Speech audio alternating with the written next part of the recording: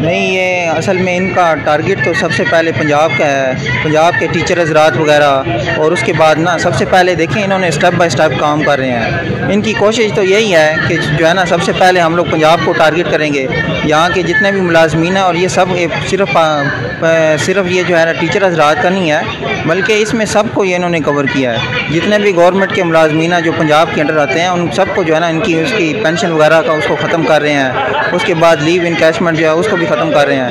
तो ये असल में इन्होंने टारगेट सबसे ज़्यादा इसमें टीचर इस वजह से मुतासर हुए हैं, तो टीचर जो है उनके स्कूलों को जो है उनके साथ साथ प्राइवेट भी कर रहे हैं। मतलब कि जब इदारे ही नहीं रहेंगे तो फिर पीछे जो है ना उसका क्या फ़ायदा होगा।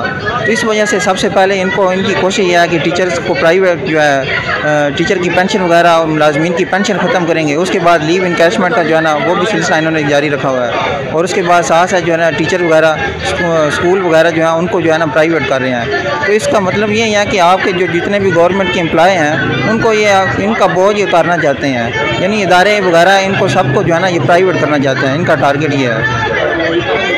जी।